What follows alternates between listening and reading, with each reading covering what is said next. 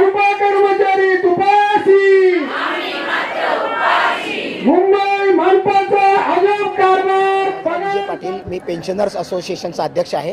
हे सगळे माझे पदाधिकारी आहेत, सहकारी आहेत आणि आमचा जो महत्त्वाचा इश्यू आहे तो सेवानिवृत्त कर्मचाऱ्यांच्या 7व्या वेतन आयोगासंदर्भातला आमची मागणी आहे आणि या मागणीसाठी आपण सप्टेंबर 2023 पासून सातत्याने पाठपुरावा करत आहोत।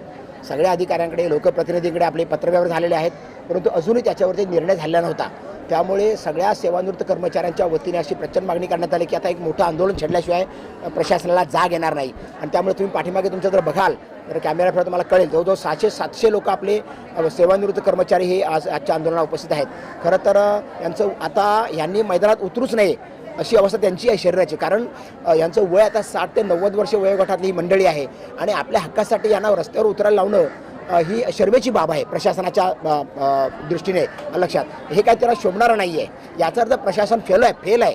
प्रशासन आपली भूमिका, आपलं काम नीट करत नाही, म्हणूनच तर एवढे सगळे बुजुर्ग मंडळी रस्त्यावर उतरलेले आहे आपल्या हक्कासाठी। आणि सर्वात महत्त्वाचं हे नोबल कॉज आहे, मुलांना शिकवणं हे राष्ट्रीय कर्तव्य आहे। राष्ट्रीय कर्तव्य केलेल्या लोकांना स्वतःच्या हक्कासाठी असं उन्हातान्हात पावसामध्ये यायला लावणं याच्यासारखी शर्मेची गोष्ट नाही, हे प्रशासनाला कळलं पाहिजे पहिली गोष्ट। आणि आता ह्या आंदोलनामध्ये आम्ही 700 लोक सहभागी झालेले आहेत। आज सकाळी आम्हाला महापौरांनी बोलवलं होतं, परंतु काही तांत्रिक अडचणीमुळे त्यांची आमची भेट झाली नाही। परंतु आता आम्हाला माननीय अतिरिक्त आयुक्त प्राजक्ता वर्मा लवंगारे मॅडम यांनी बोलवलं होतं। पोलीस च्या माध्यमातून आम्ही त्यांची भेट घेतली। त्यांनी आमच्याकडून, आमच्या शिष्टमंडळाकडून 10 दिवसाची मुदत मागितलेली आहे। पुढील 10 दिवसामध्ये आम्ही याच्यावरती नक्की निर्णय देऊ अशी त्यांनी आम्हाला कमिटमेंट केलेली आहे। आम्ही त्यांना तेही सांगितलं आहे, जर 10 दिवसात निर्णय झाला नाही तर याच्यापेक्षा पुढचं जे आंदोलन होईल ते मोठं होईल आणि मग त्याच्यामध्ये काही लोकांचे बळी पण जातील। स्पष्ट भूमिका आमची आहे। इथपर्यंत जो पाठीमागे क्राऊड बसलेले सगळे कर्मचारी हे वैतागलेले आहेत, हे अतिशय त्रासलेले आहेत। त्यामुळे आणि यांचं वय आता कुठं 70 आहे, 85 आहे आणि ही जाणीव आमच्या सर्व पदाधिकाऱ्यांनी माननीय अतिरिक्त आयुक्त यांना सांगितलेली आहे। तर त्या अस्वस्थ होत्या त्या स्वतः, कारण त्या 10-15 मिनिटांमध्ये बसल्या नव्हत्या।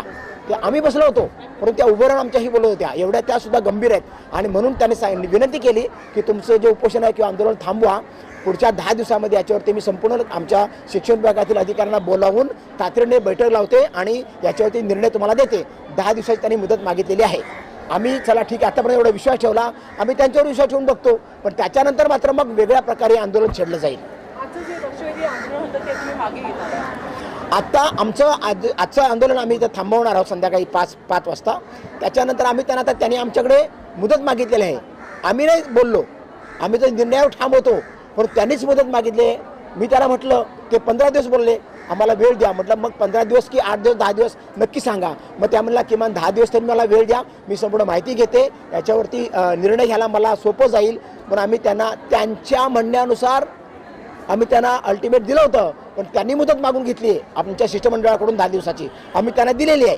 आणि जर त्याही उपर नाही झालं तर मात्र मग वेगळ्या पद्धतीने आम्ही आंदोलन छेडू।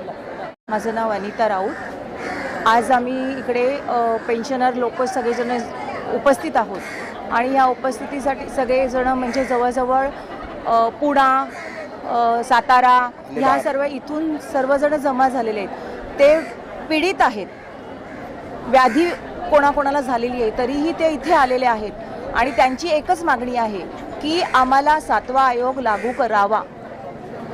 आज आम्ही प्रत्येक जणांना भेटायला जातो ना, त्यावेळेला फक्त आम्ही त्यांना आमची व्यथा सांगतो, परंतु कोणीही आमची व्यथा ऐकून घेत नाही। तेच आम्ही सांगतो, पण आज आम्ही 10 दिवसाने सांगतो, 5 दिवसाने सांगतो, हे असंच सांगितलं जातं। ह्याच्यावरती आम्हाला कोणतंही ठोस उत्तर दिलं जात नाही। आजही आयुक्त आहेत किंवा महापौर आहेत यांना आम्ही निवेदन देऊन सुद्धा आम्हाला त्यांनी कोणताही जबाब आणि कोणतीही संयुक्त मीटिंग अजूनही दिलेली नाही। तरी शासनाने ह्या आलेल्या लोकांचा विचार करून, त्याच्यावर गांभीर्याने विचार करून काहीतरी ठोस निर्णय द्यावा अशी आमची सर्वांची विनंती आहे। मध्ये उभे राहून एवढं करतो तर इथपर्यंत आणून देण्याची जबाबदारी कोणाची होती? त्यांचीच आहे ना। त्यांनीच दिलं ना आम्हाला इथपर्यंत आम्हाला का इथे आंदोलन करायला लागलं? जर त्यांच्याकडे आम्ही ह्या संयुक्त मीटिंग घेतल्या होत्या, लावा म्हणून सांगत होतो, त्या लावल्या नाही, म्हणूनच आज आमच्या या एवढे वृद्ध झालेले आहेत लोक, त्यांना इथे येण्याची गरज लागली।